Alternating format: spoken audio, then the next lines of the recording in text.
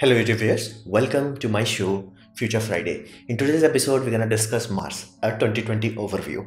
So let's dive right into it.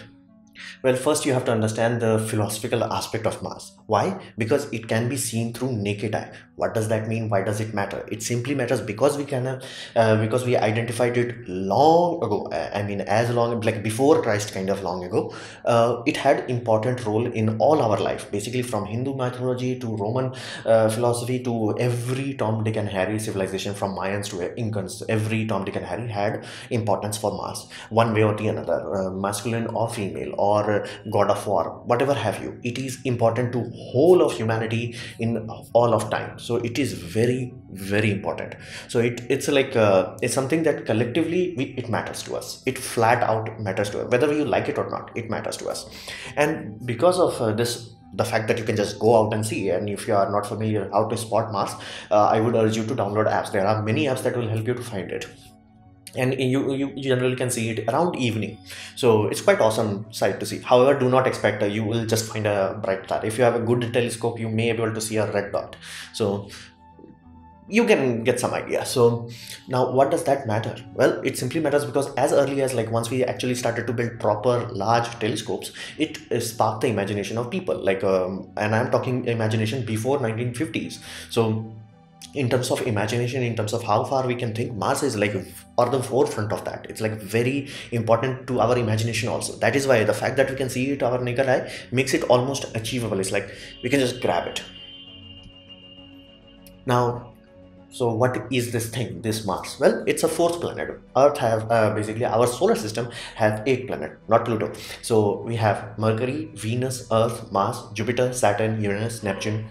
I'm not going to say Pluto. So that's the reality. Now, why fourth planet? Well, think of it this way. The early planets, they are very small. However, they are rocky, aka they have a surface. You go above from Mars, basically you end up with Jupiter, Saturn, Uranus, and Neptune. All of them do not have a surface. You cannot, quote unquote, land on them. They have high enough density. They have even basically liquid hydrogen, I'm saying metallic hydrogen, which is dense enough that most things will bounce off of it. But it's not, quote unquote, surface. So that's the reality of it. You have only four things. Now, Mercury have its crust torn apart, so it's basically useless. It's smaller than our moon. Then you have Venus, sister of Earth in most way, but it's a living hell. Then we have Mars. Now, Mars is very unique in this way that the probability of having two planets in a solar system that have almost identical spin rate, that is magical almost. It has almost 24 hours day and night cycle. What does that mean? That simply means you will get adjusted to day and night end of Mars very quickly. Like you're like, oh, it's day is like, bit longer. Oh, night is also a bit longer. So you will forget the fact that you are on a different planet because day and night is that similar. Now, to give you a comparison of that, like how rare that is, Venus, which is literally almost the same size as Earth, its literally day length is longer than its year. Basically, it does not even spin at 1 hour year. Basically, it will take longer than a year to spin around. So it is quite amazing that it has that is very intriguing thing. Then we come to the realization of it, like how does it compare to everything else? Well, it's small. So basically you make a scale. You have Earth on one end, you have moon on the other end. Mars will not be in between. It will be much closer to moon than it would be to Earth. So this is one thing you have to understand. Mars is not very big. So why does that matter? That simply matters because it reduces the gravity. Now, why does that matter? That reduces the atmosphere. Why does that matter? That matter because everything becomes cold, because it is in the fourth place. It is far from solar flux. It does not have the temperature for it. Basically everything around there is cold, like from minus 150 degrees Celsius to hot day would be minus 40 degrees Celsius. Like some places at some peak times you may achieve as high as 28 degrees Celsius, but generally it's very cold, very dry. It's like almost Antarctica will look like a hot summer place compared to this puppy. Now we want to go there. Now I specified. That is why I kept coming on to that fact that because we are thinking about it from ancient time, there is like I can almost guarantee that you must have heard at least one or two story about Mars when you are a child. Like again, it may have a different like god of war theme to it or like some other connotations to it, but you have heard it. So that is why we all of us want to do that. However, there is one very interesting thing, because just because something is doable does not mean you can do it, because there is a giant gap between technology and engineering. thing. In this scenario, science says you can do it. It's not like going faster than light. We can do that. Then what about the engineering part? To give you a context, it could have been done in Saturn era because they designed basically upper stage for Saturn V itself, which was using nuclear propulsion, nuclear and basically hot hydrogen. Basically, they had liquid hydrogen. They're gonna heat it up and get much higher mileage, much higher top speed, and they could have actually reached to Mars if they have wanted. Like, engineering is sound, like it's tested, mathematically specified. It is something that could have been done. Again, we'll talk about risks and all that, but again, we lost 3 astronauts just on the testing system on Apollo 1. So things happen, but it was doable. Like, that is very interesting thing about it. So if we truly want that, like, or how Neil deGrasse Tyson puts it, if we, like, China just leaks a memo that they are going to Mars, next day NASA's budget will be updated. After 2 years they're gonna be land there. So like, there is no competition there. It can be done. Now, in terms of what we have accomplished, even though we are not at wartime, basically America is not at wartime, which they used to be during Cold War era, because that time money was flowing like there is no tomorrow. We still have managed to achieve certain accomplishment, aka landing things there, aka landing bigger and bigger things there. So right now what we have, Curiosity rover, it's quite huge. Like, it's size of a small car. Like, you must have seen many cars which are lighter than this puppy. This puppy is nuclear powered, so to say. So it's a quite achievable thing. It's something that we can almost touch. We know how the hard soil is, we know how hard the rock is, we know how moist things are. Like, we know things at this point. It's not just satellite reading, we know what it is. And science fiction, of course, because again, that time people saw it with a telescope. Now we have like such a high resolution image, so our imagination is much more vivid. My personal favorite TV show, The Expanse, has amazing representation of Mars. Now again, some parts are a bit stretched, but you get the idea. Like, the imagination on this is wild. Now, when we can expect to actually go? Well, don't expect anything before 2030. Now, you may say I'm this optimistic or whatever, but again, that's the optimistic case scenario. Simply because there are two major vehicles that are being constructed to do this. One is SLS. Now, SLS is not directly gonna go to Mars. It simply cannot do that. People will die inside the Orion capsule. So the idea with this puppy is basically it's gonna build a quote-unquote spaceship in the space. Basically, how ISS has been assembled, it will do something similar that will travel to Mars. So this is NASA's tool for doing that. Now Elon Musk has a different tool. He has Starship. Now you might be like, hey, Starship is like, building so quickly because now we have 1 engine per day, which is amazing. I have to say that, like, that's damn fast. But you have to understand, making a markup versus making an engine which they have learned a lot from basically Merlin days. So that's why they can optimize it, and it's just duplicate it. Like, take the engine, duplicate it, take the engine, duplicate it, change the nozzle. So it's not same difficulty as designing a whole system, because they do not know how the chamber will work. They haven't even figured out which welding process they're gonna use, because again, still unknown territories. So designing something and actually getting it to orbit, yeah, that's not happening before 2024. Like, that best case scenario 2024. And after that, you still have to understand that there are so much red tape to go through before you can put astronauts on that, because astronauts are directly controlled by NASA. You cannot just randomly strap a person to a rocket. You simply cannot do that. So that also adds extra governmental layer. So if government slows down, forget about it. It's like, even if Elon Musk, like, let's say by 2026, for some reason they pulled it off, they have a vehicle ready to go, NASA simply might just ignore it. It's like, no, you don't have abort system, we're not going to allow you to send, and that can ground the whole system. So they might have to go to another country or have some another permits, and that is a whole nightmare that you do not want to open. So that is the reality of it. By 2030, we'll start to see actual progress. Before that, no, we're gonna build the tools, we're gonna test the tools, we're gonna refine it, and then we're gonna be ready for 2030. Because remember, in basically as early as like early days of SpaceX, they were like, yeah, we're gonna land humans on Mars using SpaceX technology in 2018. That was long ago. So yes, there is a reality to it. 2030, again, that's optimistic. Now, what about the difficulty? What kind of complexity we are talking about here? Well, you're gonna need a very long checkbook for this.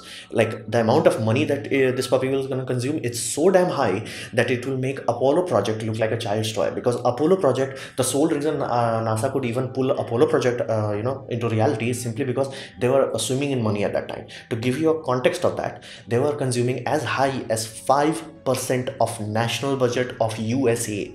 Their current budgets is less than 1%. So let that sink in. Let that sink in. And that time they had only one goal, like, get your ass to moon. That's it. Like, just get your ass to moon. That's it. Like, one goal, lot of money, They did it, and they had a probability of war under their ass, so that was acting as a nitrous booster. So that was the reality of it. Now if you want to do the Mars mission, again the distance from Earth to Moon is nothing. It's like 1 light second, under 1 light second. When you're talking about Mars, that puppy can go as far as 20 light minutes. So what is the difference between minute versus 1 second? So that's the reality of it, and you have to multiply that by the light speed. So the gap we need to cover is huge. So amount of money we need, the amount of engineering we need, the amount of propellant we need is gonna punch a giant hole in bank balance of any country. Basically it could bankrupt a country if the country stupidly wants to do that. So that's the one reality. Then we come to the difficult aspect. Now many times NASA have faltered in the future, again because of politics. Same happened with basically British aerospace. Again British aerospace became the only country that actually had a space program. They could actually launch satellite, and they lost that ability. Like, that happens because of politics. So politics is a real thing. Now even if you remove politics from that, you're still talking about something that is so far out, something so complex, that people are literally, the people whose job it is to figure it out how the heck this gonna, they're like, we will be able curing cancer before we do this. This is a completely different, this is like max difficulty. And not to mention this one aspect that I never thought talk about people addressing, is that there will be casualty. Like, we have casualties in every space mission, be it from Russia, be it from Soviet Union, be it from America, be it from any Tom, Dick and Harry else. There is always casualty, one way or the another. And if you didn't have casualty, that means it will happen some place tomorrow.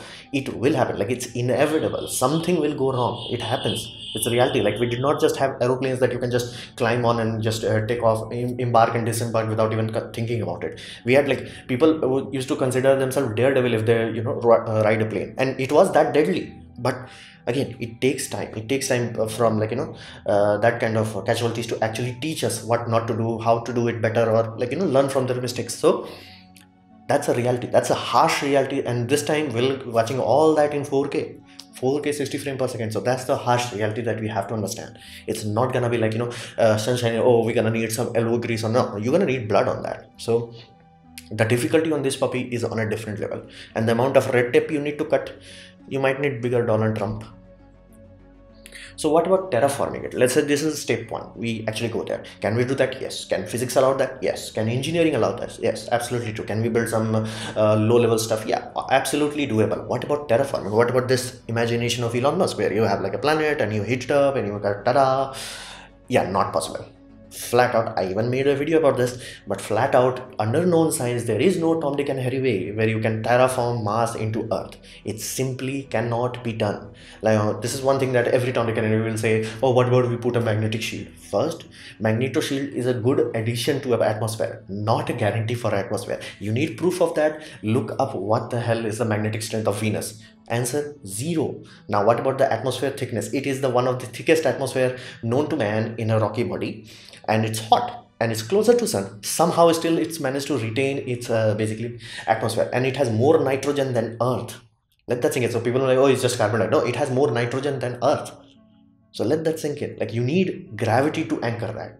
That is the core reason. Like, if you have gravity, and if you don't have magnetic shield, again, if it's far enough, like let's say in case of Mars, you will still retain everything. But in case let's say it's closer to let's sun like Earth is, yeah, the water retention ability will go up. So magnetic shield is an add-on, not a like, it's not a first step, it's a last step. It's like it's a good add-on. It's like adding polish to your car. It's not something like coating, primer and all that.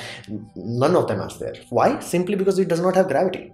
And when you actually think about it, like when you people who are like actually getting paid for this, all of them have the same reality answer. It's like, we have to come a middle way. Basically, people have to mutate in order to absorb mass properly. Basically, their lungs will have to change so they can let's say that somehow we manage to drop like gigatons of atmosphere on it. It will not be as compact or as compressed as Earth's atmosphere, so psi will be less. Our psi is like around 15 psi.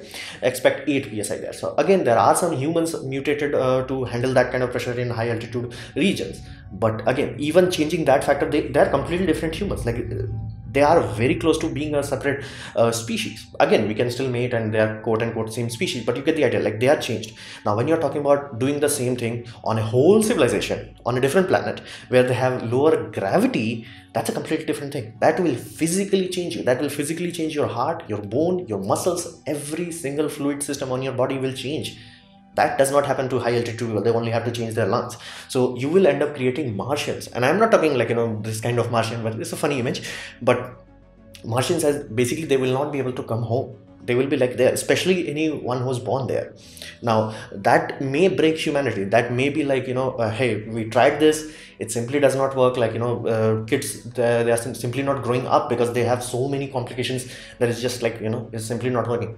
Humanity might abandon that, or we might push through. But to push through, we inevitably end up in a scenario where it's like you're creating Martians. So, again, that's a reality. And I do like the fact that in the TV show Expanse, they do show that when Martians come to Earth, like who are born in Mars, they need sunglasses because sunlight will not be bearable to them because their eyes will adjust to much lower solar intensity. And they need bone strengthening, they need different compounds that, like, basically they're pumped up with drugs, magical drugs, that somehow make them able to handle Earth's reality. So that's the truth. You cannot expect two quote unquote human places. Venus can do that, Mars cannot, simply because Mars does not have the gravity. Now that's the gravity of the situation. Now, this was my presentation on quote unquote Mars, a overview, a timeline, and all that jazz. I hope you liked it, learned from it. In that case, please click like, share it amongst your friends. That will help me a lot. If you didn't like it, didn't enjoy it, I'd urge you to press dislike, press it twice to show me your extra disappointment. Please leave a comment because I reply to all of them. Subscribe, press the bell icon if you're free, and as always, thanks for watching.